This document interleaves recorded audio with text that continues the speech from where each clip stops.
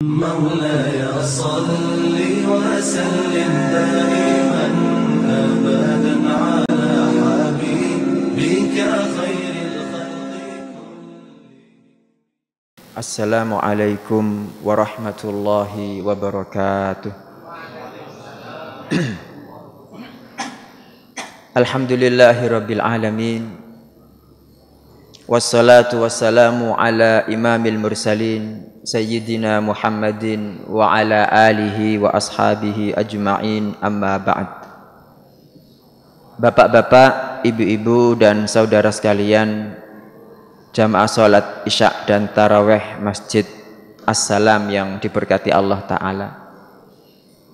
Kalau kita mentadaburi Al-Quran, Bapak Ibu, kita akan mendapati bahwa di sana Allah menjelaskan nanti pada hari kiamat itu banyak sekali orang-orang yang menyesal.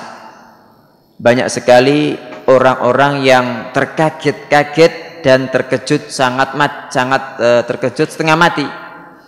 Kenapa?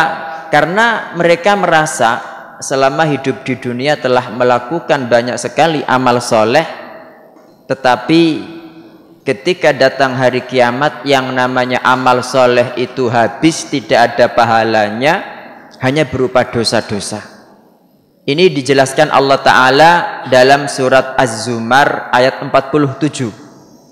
Di situ Allah Subhanahu wa Ta'ala mengatakan, wa badalahum minallahi ma lam yakunu yahtasibun. Wa badalahum, dan tampaklah bagi mereka minallahi dari Allah berupa hukuman, berupa siksaan, berupa malapetaka, ma lam yakunu yahtasibun, yang dahulu sama sekali tidak pernah mereka sangkakan, yang dahulu sama sekali mereka tidak pernah menduga itu akan terjadi.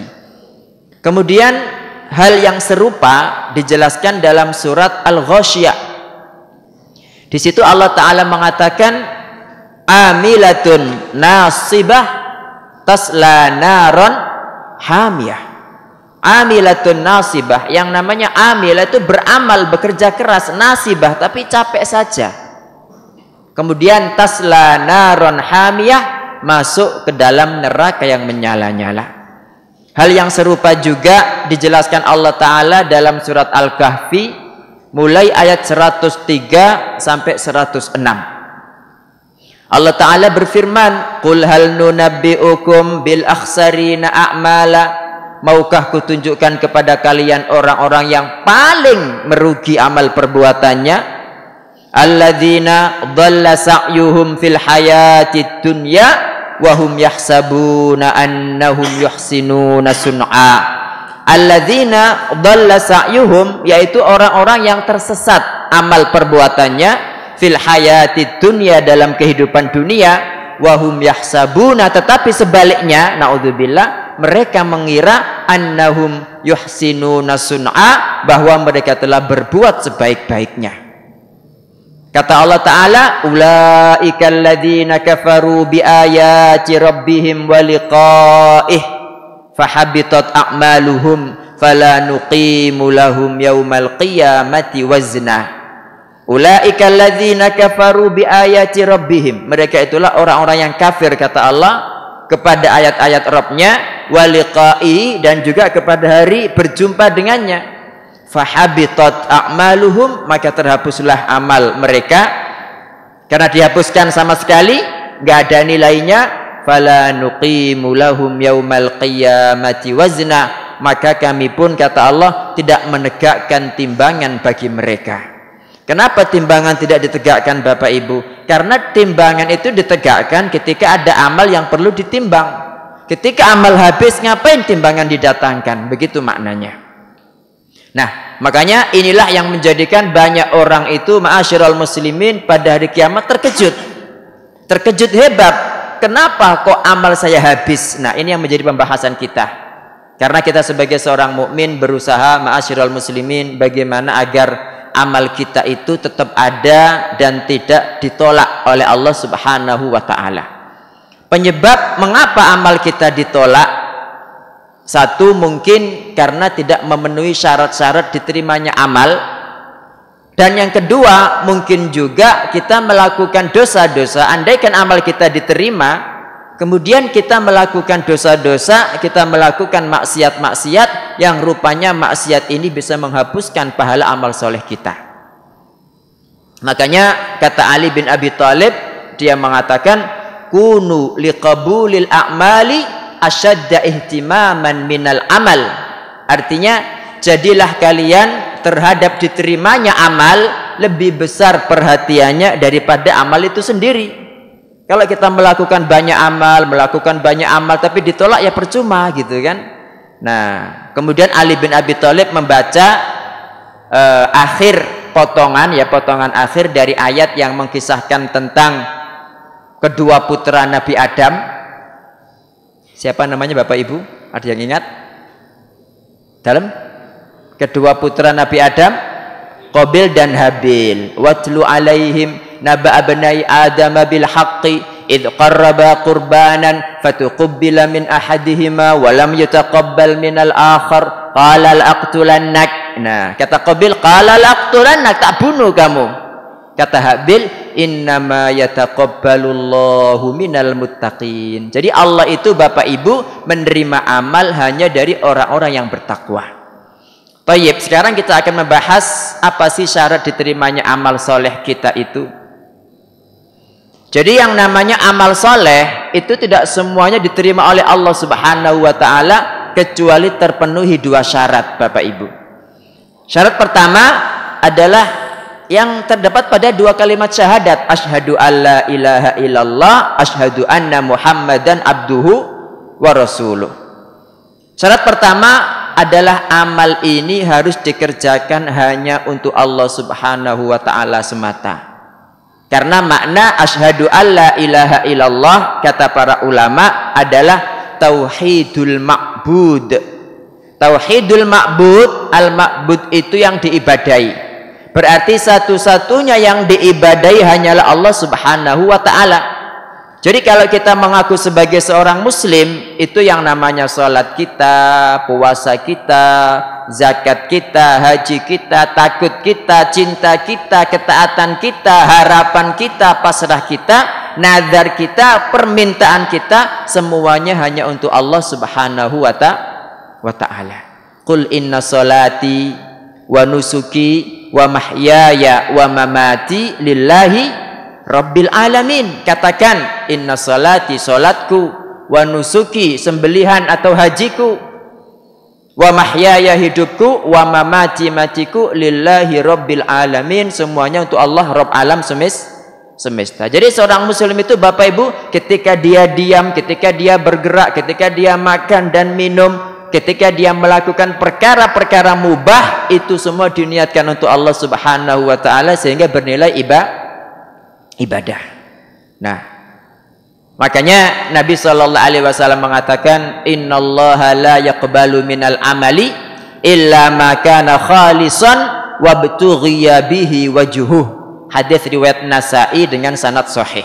Innallaha, sesungguhnya Allah, la yaqbalu minal amal, tidak menerima amal, illa ma kana khalisan, kecuali yang tulus, ikhlas, yang murni untuk Allah Subhanahu wa ta'ala, wa btughiya bihi wajhuhu, dan dicari amal itu dikerjakan karena untuk mencari wajah Allah Subhanahu wa ta'ala. Dan ketika misalkan kita tuh melakukan suatu amalan Bapak Ibu, amal ini amalan akhirat, kita niatnya untuk Allah Ta'ala tapi ada unsur yang lain, ini enggak diterima juga sama Allah Subhanahu wa ta'ala. Makanya harus murni buat Allah Ta'ala. Dalam hadis qudsi, Nabi SAW berkata bahwa Allah Ta'ala berfirman, ana aghna syuraka'i anisyirki man amila amalan asyraka fihi ma'i ghairi taraktuhu wa syirkah. Artinya, ana aghna syuraka'i anisyirk, aku, kata Allah, adalah Rabb yang paling tidak butuh kepada sekutu-sekutu. Man amila amalan, barang siapa melakukan amalan, asyraka fihi ma'i ghairi, pada amalan itu dia mengikut sertakan selainku, kata Allah Ta'ala, taraktuhu wa syirkahu, maka tak tinggalkan amal itu bersama dengan kesyirikannya. Jadi jangan sampai Bapak Ibu ketika kita memberikan infak, kemudian kita nggak diucapi terima kasih, terus kita marah misalnya, berarti kita butuh ucapan terima kasih dari manusia. Padahal Ali bin Abi Thalib ketika dia mengeluarkan banyak harta, dia mengatakan innama nut'imukum liwajhillah la nuridu minkum jazaan wala syukura. Innama nut'imukum liwajhillah, kami ngasih makan kalian ini untuk Allah Ta'ala, untuk wajah Allah Ta'ala. La nuridu minkum jazaan, kami enggak menginginkan, enggak mengharapkan balasan, wala syukura, maupun ucapan syukran, ucapan terima kasih. Jadi bagaimana agar ketika kita melakukan amal ini Bapak Ibu semuanya untuk Allah Ta'ala, bukan riya, bukan sum'ah. Nah kalau kita melakukan amalan tapi niatnya dipuji orang, niatnya agar diapresiasi orang, dikasih jempol, buat apa? Kita harus tahu Bapak Ibu, manusia itu sebanyak apapun tidak bisa memberikan apa-apa kepada kita. Kalau kita mau melakukan suatu amal ibadah, dilihat dulu Nabi SAW mengerjakan enggak, Nabi SAW memerintahkan enggak, para sahabat melakukan tidak, kalau tidak jangan. Karena kata para ulama, mereka mengatakan hukum asal ibadah itu adalah haram sampai ada perintah. Berdasarkan hadis Nabi SAW yang mengatakan, man amila amalan, barang siapa melakukan amalan, laisa alaihi amruna, tidak berdasarkan pada perintah kami, fahuwa raddun, maka amalan itu ditolak. Gak bisa ketika kita melakukan suatu ibadah terus kita bilang kan tidak ada larangannya, tidak bisa. Karena ibadah itu sesuai hadis ini Bapak Ibu, hukum asalnya adalah haram sampai ada perintah. Beda dengan selain ibadah, kayak makanan, pakaian, bikin rumah, masalah muamalat, itu hukum asalnya boleh sampai ada larangan. Makanya dalam Al-Quran ketika Allah menjelaskan tentang makanan, yang dijelaskan cuma yang haram aja, karena makanan itu rata-rata adalah boleh. Allah hanya menyebutkan 4, bangkai, babi, apalagi darah mengalir, apapun yang disembelih untuk selain Allah Ta'ala. Ini dalam Al-Quran. Kalau dalam hadis ditambahkan ada keledai piaraan, setiap binatang buas yang berkuku tajam dan bertaring. Nah, ini kenapa? Karena ibadah Bapak Ibu beda dengan muamalah. Kalau muamalah yang selain ibadah silakan dilakukan selama nggak ada larangan. Tetapi kalau ibadah pada dasarnya haram dilakukan sampai ada perintah. Karena Nabi mengatakan man amila amalan, barang siapa melakukan amalan laisa alaihi amruna, tidak berdasarkan perintah kami, fahuwa raddun, maka amalan itu ditolak. Jadi 2 syarat ini mesti ada Bapak Ibu. Makanya ketika panjenengan melakukan amal ini dilihat dulu, jangan segera mengamalkan, dilihat dulu niatnya. Karena itu Abdullah bin Mas'ud mengatakan rubba amalin azimin tusaghiruhun niyah. Bisa jadi amal itu besar tapi dibuat kecil gara-gara niat. Wa rubba amalin saghirin, bisa jadi amal itu kecil, tu'azzimuhun niyah, bisa dibuat besar oleh niat. Nah, kadang-kadang kita tuh melakukan amal besar tapi lupa niat gitu loh, padahal niat lebih penting. Makanya ketika kita mau melakukan suatu amal ibadah, niatnya untuk siapa dulu? Pastikan itu untuk Allah Ta'ala. Yang kedua, pastikan saya melakukan ini karena ada perintah dari Nabi Sallallahu Alaihi Wasallam. Jadi untuk beribadah itu tidak cukup ikhlas tok Bapak Ibu. Ada orang mengerjakan sholat subuh ikhlas untuk Allah tapi 8 rakaat, ya nggak diterima karena tidak sesuai dengan tuntunan begitu. Ada juga yang sesuai dengan tuntunan tapi tidak ikhlas, mungkin riya, ini juga tidak diterima. Makanya semoga Allah Subhanahu wa Ta'ala memperbaiki hati saya dan Bapak Ibu semua setiap mau melakukan amal soleh, sehingga amal soleh itu diterima oleh Allah Subhanahu wa Ta'ala. Atau perkara kedua, kadang-kadang amal itu diterima Bapak Ibu, tetapi kita melakukan dosa-dosa yang membuat amal itu hapus pahalanya. Contohnya apa?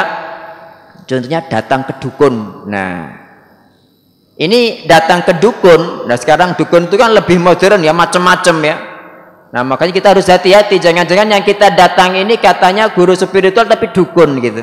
Padahal tanya saja kata Nabi Sallallahu Alaihi Wasallam, lam tuqbal lahu salatun arba'una lailah. Tanya tok, Bapak Ibu, ke dukun itu tidak diterima sholatnya 40 hari, padahal dia masih sholat. Kalau kemudian dia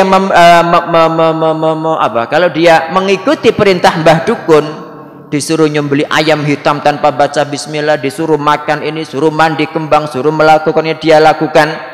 Kata Rasul sallallahu alaihi wasallam, faqad kafara bima unzila ala Muhammadin sallallahu alaihi wasallam, maka sungguh dia telah kufur kepada agama yang diturunkan kepada Muhammad sallallahu alaihi wasallam. Contoh berikutnya, Bapak Ibu, yang menjadikan amalan kita juga terhapus adalah memakan makanan yang haram. Makanya mari kita perhatikan pekerjaan kita ini, pekerjaannya halal enggak? Kalau haram tinggalkan, ngapain kita makan pekerjaan yang haram? Kalau misalkan ini pekerjaan yang halal, kita lihat kita sudah amanah enggak dalam mengemban pekerjaan itu. Jangan-jangan mestinya datang jam 8, jam 9 baru datang gitu kan. Nah, ini kan berarti enggak amanah. Nah, ini menjadikan makanan kita makanan yang tidak halal, Bapak Ibu. Padahal Nabi Shallallahu Alaihi Wasallam pernah bercerita ada seseorang yang safarnya panjang, lama, ash'ath aghbar, rambutnya kusut, tubuhnya penuh dengan debu. Yamuddu yadaihi ilas sama, dia mengangkat kedua tangannya ke langit sambil merengek, ya Rabbi, ya Rabbi. Ini kata para ulama kondisi yang paling pas dengan jamaah haji saat wukuf di mana? Di Arafah.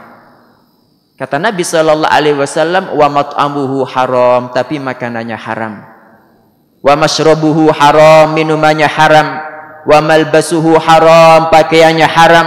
Wa ghudhiya bil haram, dan tumbuh dari barang-barang haram. Fa anna yustajabu lidzalik, maka mana mungkin Allah mengabulkan doa maupun ibadahnya. Dan Nabi sallallahu alaihi wasallam mengatakan, walladzi nafsu Muhammadin biyadih, demi Rabb yang jiwa Muhammad dalam genggaman tangannya, innal abda hamba la yaqdhiful luqmatal harama fi jawfih, benar-benar memasukkan satu suapan haram dalam perutnya, ma yutaqabbalu minhu amalu arba'ina yauma, maka tidak diterima darinya amal selama 40 hari. Termasuk ini saya sebutkan 3 contoh saja amalan-amalan atau dosa-dosa yang menghapuskan amal, Bapak Ibu. Nanti selanjutnya silakan di searching sendiri di Google, insya Allah banyak lah kalau menemukan. Ini saya berikan contoh yang ketiga adalah lisan, masalah lisan. Apakah itu ngerasani, mencela orang, merendahkan orang, ini sangat menghapuskan amal. Dalam Musnad Ahmad, seorang laki-laki itu datang kepada Nabi Shallallahu Alaihi Wasallam berkata, ya Rasulullah, wahai Rasulullah, inna fulanatan, ada seorang wanita, yudhkaru min kathrati solatiha wa siyamiha wa sadaqatiha, dia terkenal banyak salat, banyak puasa, banyak sedekah, ghairu annaha tu'dhi jiranaha bilisaniha, hanya saja dia suka menyakiti tetangga dengan lisannya. Apa jawaban Rasulullah, Bapak Ibu? Beliau mengatakan, hiya finnar, dia dalam surga. Dalam mana? Dalam neraka. Na'udzubillah. Terus kemana pahala sholatnya, kemana pahala sedekahnya? Jangan sampai kita tuh benci orang tapi malah kita transfer amalan kita. Makanya Abdullah bin Mubarak itu mengatakan, kalau ada orang yang paling berat tak ghibai, karena ghibah itu mentransfer amal, itu yang paling patut dapat amalan saya, bapak saya gitu. Nah, anehnya sekarang orang yang kita benci, kita tidak suka, kita rasani terus, ini habis amal kita lari ke dia gitu. Nah, berarti maknanya juga kalau panjenengan dirasani, difitnah, ya alhamdulillah, seneng gitu kan. Karena kita mendapatkan transferan pahala tanpa harus susah-susah beramal. Ini saja Bapak Ibu, terima kasih, semoga bermanfaat. Barakallahu fikum jami'an. Subhanakallahumma wa bihamdika asyhadu an la ilaha illa anta astaghfiruka wa atubu ilaik. Wassalamu alaikum warahmatullahi wabarakatuh.